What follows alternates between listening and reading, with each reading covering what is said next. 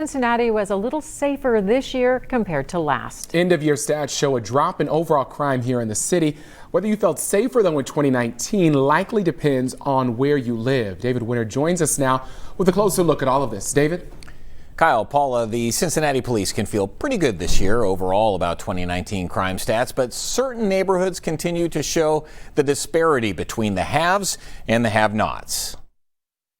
Crime in Cincinnati dropping this year 6%, representing everything from forgery to rape.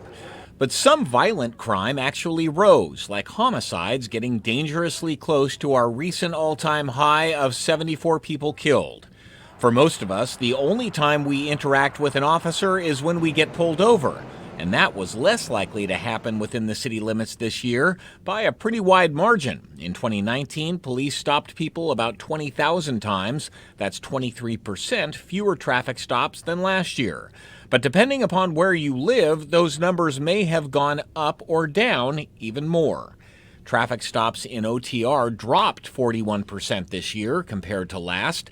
But if you were driving through Roll Hill, you were more likely to get pulled over in 2019. There were 45% more traffic stops this year. And where you live, as you might expect, had a huge bearing on how likely it was that you were a crime victim this year. The 5 places in Cincinnati considered the most crime-ridden, English Woods is number 1, with 2 crimes committed per capita.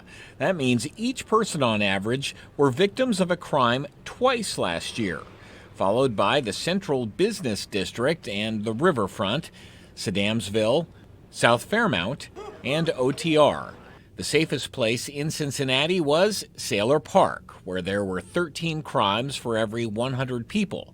That was followed by Hyde Park, Mount Lookout, Mount Washington, and Kennedy Heights. But don't let those statistics fool you. Even though the highest per capita crime rate was in English Woods, the numbers actually show a 17% decrease in crime in 2019 there.